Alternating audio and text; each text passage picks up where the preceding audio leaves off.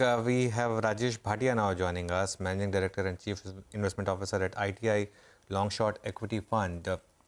Rajesh, good morning. Thanks a lot for joining us. Now, the market showing some signs of overheating, right? Going purely by the indicators, but the price action is supreme. So how do you approach a market like this? Do you sort of get cautious or stay with the momentum?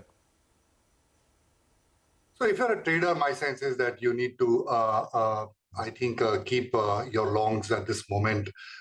Definitely from a risk return perspective, the market is less attractive. I think the valuations now are at about over 19 times financial year 24 earnings. So this bounce back has certainly made the market a little more pricey. Having said that, given the construct and given that we are not, at this moment at least, seeing a negative catalyst. So until a catalyst emerges, my sense is this momentum will be on the upside. So we'll have to watch out for what negative catalyst does come. In terms of whether commodity prices start kind of going up, whether the market suddenly realizes, look, all these commodities that have gone down is all thanks to global growth coming down sharply, and that's going to impact India as well. Whether defaults start going up globally, interest rates going up and economic slowdown is a good construct for defaults for corporates as well. So require some negative catalyst for this market to kind of cool off or come down. Otherwise, my sense is, even though you can have some bouts of correction, I think the momentum at this moment is on the upside, at least tactically speaking. Rajesh, hi, morning. What could that catalyst be to your mind? Yeah, so, as I pointed out, I think commodity prices, they could start kind of going up. I think some of the agri prices have kind of bottomed out and they have started kind of going up. Energy inflation, I think it's still out there. From whatever we read, a lot of the inventory for a lot of commodities are really low. So whether there can be a spike in other commodity prices. And listen, this construct, why has inflation cooled off so much, and why has inflation narrative become such a less bother for the markets? It's because global growth is really sulking. Whether it is China, whether it is Europe, or now even the US, if you accumulate all of these countries which are facing growth pressures, that would be over 60-70% of world GDP. So the narrative, I think, will soon move from inflation to growth challenges. So I think those are some things that you need to watch out for this catalyst to come. Okay. Rajesh, good morning. I wanted to ask you a little bit about some of the sectors that have been big movers. This week, auto stocks have been, hitting new highs, whether it's M&M, Eicher Motors, TVS, Apollo Tyres, and some of these stocks like M&M have gained 50% this year already. How are the valuations stacked up now, and do you think the risk reward is still favorable to buy into these names? So I think, yes, I think valuations are getting, again, stretched on a risk return basis. There is no question about that. I think, like I said, you also have to consider the demand supply equation in India from a market perspective. See, our mutual funds have been continuously getting money, even though there may have been some slowdown. The inflows have continued. And even marginal buying by FIs means that the demand supply skews to the demand side. And therefore, you see very sharp rallies on the upside.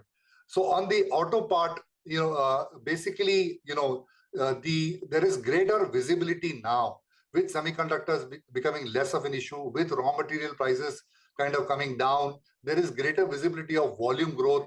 And there is also, order backlogs for, let us say, cars, for some select two-wheelers or SUVs. So there is greater visibility of volume growth as well for the markets. And that's really what is driving these stock prices. Having said that, risk return is definitely becoming less attractive as you move forward. Okay, that's on the autos. Risk reward perhaps is now not as good as it was. What about the IT space? Is the risk reward still in favor now, despite the recent rally, Rajesh?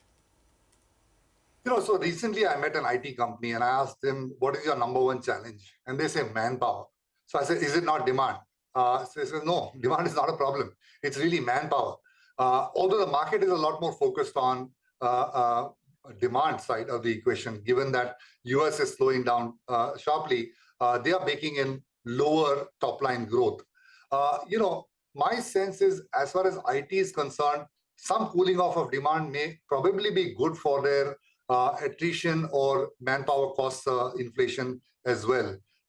Attrition, we understand, has started to kind of cool off, and that's a positive. And if there is a soft landing in the US, then my sense is IT stocks can continue to kind of do well. So it really depends upon the narrative as to where US is going, whether it is a soft landing, which is really the base case at this moment. But in case the narrative changes to a deep recession, then my sense is that there is still a possibility of a larger or a 15-20% decline in IT stocks as you move forward. Rajesh, earlier you were talking about domestic mutual funds getting flows, etc. Just a flow question, really. We've seen such large blocks recently, right? There was Sona, there's Max, there's Loda, there's many others which have happened. Crompton, for example.